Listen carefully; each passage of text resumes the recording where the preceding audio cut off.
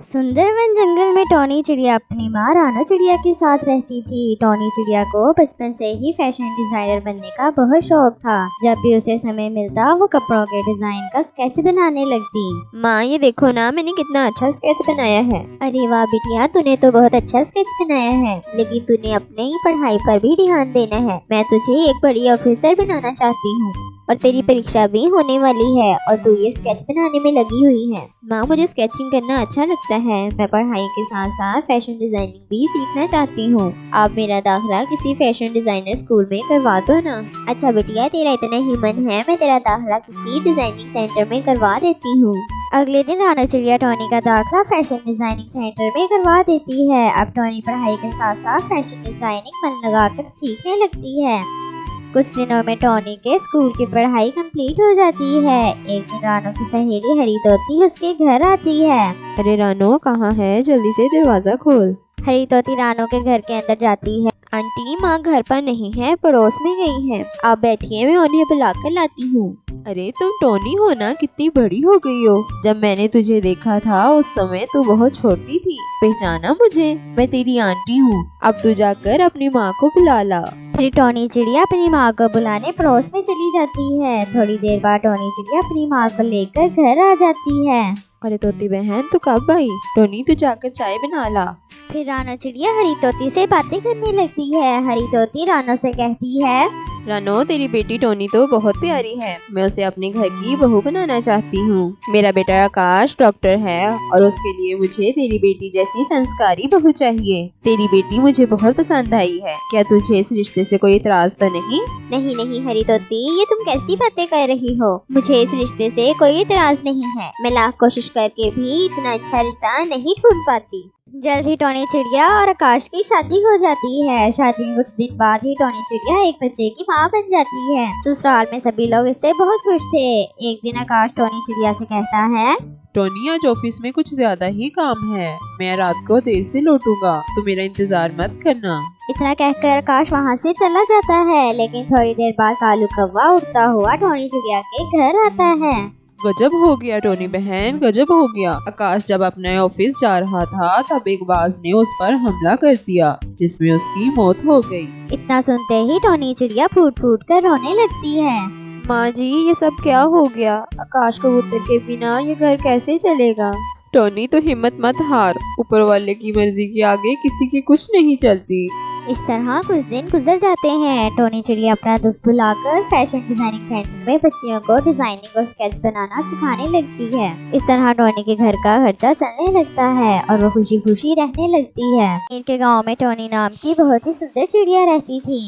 उसका बाप खेतों में मजदूरी करके अपना गुजारा करता था। एक दिन टोनी की माँ उससे कहती है, टोनी तू क्या सुबह सुबह यहाँ आम के खेतों में आ जाती है? घर के कामों में मेरा हाथ बटाया कर। हाँ माँ, मुझे मीठे रसीले आम बहुत ही स्वादिष्ट लगते हैं, बस ये आम मुझे यहाँ खींच लाते हैं। थोड़ा बहुत घर का काम भी सीख ले। अच्छा ना मेरी प्यारी माँ, चिंता न कर, सारा काम सीख लूंगी। टोनी को आम खाना और आम के खेतों में काम करना बहुत अच्छा लगता था। एक दिन शहर से आकाश नाम का अमीर पक्षी गांव घूमने आता है। अरे वाह, कितना ब्यूटीफुल विलेज है, हर तरफ हरियाली की हरियाली, जहाँ देखो खेत ही खेत। तभी आकाश की नजर टोनी पर पड़ती है। टोनी को देखते ही आकाश को उससे प्यार हो जाता है। आकाश घर जाकर अपनी माँ से कहता है, माँ मुझे गांव में एक चिड़िया पसंद आई है, मैं उसी से ही शादी करूंगा। आकाश गांव की चिड़िया से तो कैसे शादी कर सकता है? गांव के लोग हमारे स्टैंडर्ड के नहीं होते। बेटा हमने तुझे इतना पढ़ाया लिखाया है, अब तो गुआर चिड़िया से शादी करेगा? अपने स्टैंडर्ड का तो सोच जरा। आकाश की माँ उसे बहुत समझाती है, लेकिन आकाश नहीं समझता। माँ अब बस मेरी शादी उस प्रीति चिड़िया से करवा दे, नहीं तो मैं सारी जिंदगी शादी नहीं करूंगा। देख ले बेटा, गांव के लोग दहेज में कुछ नहीं देते। ओ माय डियर मॉम, मुझे दहेज में चाहिए भी कुछ नहीं। हमारे घर में भला किसी चीज की कमी है? सब कुछ तो है। अच्छा ठीक है, तो इतना कह ही रहा है तो तेरी करवा दूंगी शादी उस गांव की चिड़िया से। शिल्पा अपने बेटे आकाश का रिश्ता लेकर टोनी के घर जाती है और टोनी की माँ से कहती है, हम टोनी के लिए अपने बेटे का रिश्ता लेकर आए हैं। शिल्पा बहन, हमारे पास देने के लिए कुछ भी नहीं है, लेकिन अगर फिर भी आप रिश्ता करना चाहती हैं तो हमें कोई एतराज नहीं। बहन, हमारे बेटे को टोनी बहुत पसंद है, इसलिए हम यहाँ आए हैं। टोनी की शादी आकाश से हो जाती है। टोनी की माँ उसे दहेज में आम का खेत देती है। शहर जाते ही शिल्पा की सहेलियाँ टोनी को देखने आती हैं। शिल्पा, एक बात तो कहूँगी, बहू तो बहुत सुंदर ढूंढ के लाई है। दहेज में क्या लेकर आई है तेरी बहू? सुना है आम का खेत लाई है। मेरी बहू तो बहुत अच्छी है, गांव की है तो क्या हुआ, तुम लोग तो फालतू की बातें करती रहती हो। अपनी सहेलियों के ताने सुनने के बाद शिल्पा मन ही मन टोनी को कोसने लगती है और बात बात पर उसे डांटने लगती है। एक दिन शिल्पा टोनी से कहती है, तेरी माँ ने तुझे खाना बनाना तो सिखाया नहीं, दहेज में बस आम का खेत दे दिया। अब क्या हम दिन भर आम खाकर अपना पेट भरेंगे? माँ, आप इतना गुस्सा क्यों करती हो? मैं अभी खाना तैयार कर देती हूँ। वो आज मुझे खेतों में काम करते थोड़ा टाइम लग गया था, इसलिए खाने में देरी हो गई। तेरे बहाने तो हमेशा ही तैयार रहते हैं, जैसे बहाने तैयार रखती है वैसे काम भी कर लिया कर। ठीक है माँ जी, आगे से ध्यान रखूंगी। फिर एक दिन शिल्पा अपनी सहेलियों को खाने पर घर बुलाती है। एक सहेली शिल्पा से कहती है, अरे शिल्पा, तुम्हारी बहू कहाँ है? मैं अभी उसे बुलाती हूँ। शिल्पा उसे आवाज लगाती है, लेकिन टोनी घर पर नहीं होती। फिर कुछ देर बाद टोनी आम से भरी टोकरी लेकर आती है। देखो, आ गई तुम्हारी गांव की गवार बहू। कहाँ घूम रही थी टोनी? माँ जी, कहीं नहीं, खेतों में ताजा ताजा आम लगे थे, बस वही उतार कर आ रही हूँ। हाँ, आम भी कोई खाने की चीज है? बहू, हम शहर के लोग पिज्जा बर्गर खाते हैं, आम तो तुम जैसे गवार ही खाते हैं। शिल्पा को बहुत ही गुस्सा आता है और टोनी से कहती है, अब जल्दी से जाकर खाना बना। जी माँ जी, अभी बनाती हूँ। ये कहकर टोनी खाना बनाने में लग जाती है। थोड़ी देर बाद शिल्पा की सहेलियाँ खाना खाकर चली जाती हैं। उनके जाते ही शिल्पा टोनी को खरी खोटी सुनाने लगती है। तूने मेरी सहेलियों के सामने मेरी खूब बेइज्जती करवाई है। आज के बाद मैं तुम्हें आम के खेतों में नहीं जाने दूंगी और ना ही अब से इस घर में आम आएंगे। नहीं माँ जी, ऐसा ना करें, इस तरह खेत सूख जाएगा।